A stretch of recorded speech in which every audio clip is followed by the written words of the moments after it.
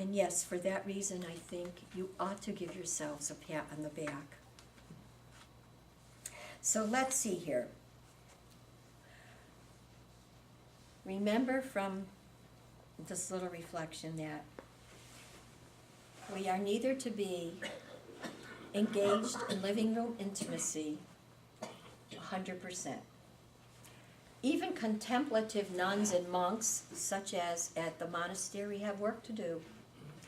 And also, we are not called to be in kitchen service, which means ministry of sorts, and service of others, 100%. But we are called to balance. So what do you have to do in your life? What do you need to change so that you can give God a few minutes each day? God isn't asking for a lot. God's not asking for 5 hours, 1 hour. God isn't even asking for a half an hour.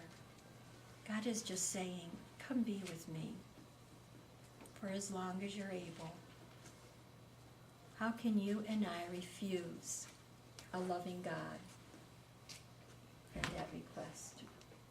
So if anything, I hope when you go home tonight, you realize that Mary and Martha's story isn't a story about sibling rivalry. It's a story about being called to balance our lives with prayer and service for others. And that's what makes us whole, and that is what will make us holy. And when we fall back, such as Martha did, get up and move on, one step at a time. So I think that I have said what I would like to say, and let's just take a minute to just pause and look into your own heart. And what did you hear tonight? God willing, you heard something. But what did you hear tonight that touched you, that challenged you, or that bubbled up within you a desire? So let's just think of that for a moment.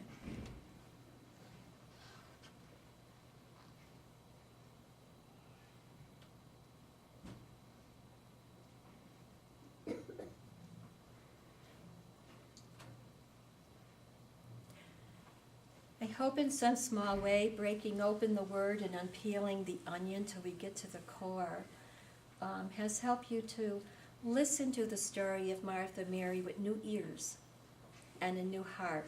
But I do want to ask you now, does anyone have a comment or a question? And if you disagree with me, it's okay, I won't get angry. Oh, by the way, maybe you didn't notice, but I brought 2 little angels with me that, for me, symbolize Martha and Mary. Martha has the teapot. She's the one with hospitality. And here's little Miss Mary, and she's just sitting so very comfortably at the feet of Jesus. And we need to go to the feet of Jesus to be fed. Not with Snickers, because that's a passing thing, but with the bread of life that Jesus offers us, right? So does anybody have something to say? Yes? Yeah, I always, when the first time I read that story, I read it with the wrong heart, because it reinforced in me the bleeding beacon inside of me. I'm always doing this, and never getting appreciation for it. Whereas now you have presented it in a way, there is balance, you have to have balance. So that helped you? Oh, yes. very much Thank you, so. I'm glad. Anyone else? Any questions? About anything? Yes, Joe? I mean, I just like your reflection on those scripture passages, the depth, and the statement you made about the people that you're reading about are make them real. And I noticed that I don't get that depth of reading, and I don't know if it comes from reflection or meditation or prayer or what, but there was a lot more that touched you out of that story. Thank you, Joe. I think the best, not the best, but a way to break open the scriptures. You see, there's a difference between a Bible study and praying with scripture. A Bible study, you are interested in the time, the custom, the event. You're here and you're looking back. right? And praying with scripture, I'm reading the same passage, but I'm not interested in the before or after. I'm not interested really in the person's background or in the custom of the day. I want to know what God is saying to me in this. So I read the scripture, and there are several ways to make scripture come alive, especially the Gospels. And one is to use your imagination that God gave you and become one of the people in the story. Now, I could very easily become Martha, but I yearn so much to be like Mary, you know? So anyway, that's one way of putting your feet into the shoes of the people that you are praying with to help them understand their heart. And guess what? When you think that, well, I said to you, if I were Martha, I would have said, okay, I'll sit and you see who's going to give you something to eat. And that would have been my really gut response, right? So I'm trying to read her heart, but actually what I'm doing is reading my own, aren't I? Yeah, indeed. So sometimes it helps to imagine myself in the story, to imagine that I see everyone, hear everyone, listen to Jesus. Now, did he say, oh, Martha, Martha? Or did he say, Martha? There's a difference. How do you hear it?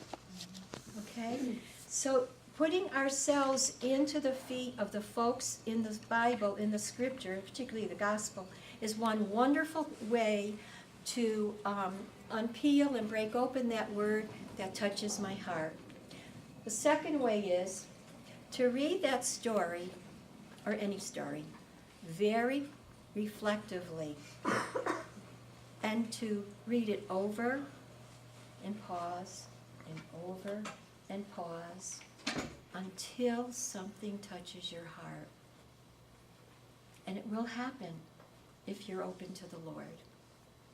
So try it when you're at home, when you're reading one of the stories, especially from the gospel, because it's very easy to put ourselves there. Okay. Thank you, Joe. Yes? In a way, didn't Martha believe the tradition of the day that the women did not sit with the banquet at the... Yes, you're right. Yes, you are so right. In Jesus' day, in first century Palestine, and even today in the Middle East, you know, Saudi Arabia and Egypt and Palestine, and in those hardcore Middle Eastern countries, the women are literally the slaves of the men. It's their custom, and they have never, through all these centuries, broken that custom. The women weighed on the men, so you are right. If any of you saw the movie many years ago called Not Without My Daughter, it was with Sally Field, and she and her husband, who was Iranian, and their little girl went to visit his family in Iran. And little did she know that she would be held captive. And it was true, the women served the men, and then the women went off. They did not eat with the men. The women were there to be of service to the men, but they never would eat with the men. They weren't allowed to be educated as the men were in the synagogue. It is still the custom in those countries, and we have no idea how blessed we are in our own country. And I hope that more of us will come to realize how blessed we are and savor what we have and protect it. Does that answer your question? And your comment is perfectly right. It was the tradition, yes. Yes? I just would love to thank you for bringing up the longing that God is longing for us. I mean, that is so beautiful and so special, and just really brings a different perspective in to prayer that I did not have. Well, I'm glad. God does long for us. Believe it. Believe that God longs for each one of you. I mean, why do you think you're here? You chose to come?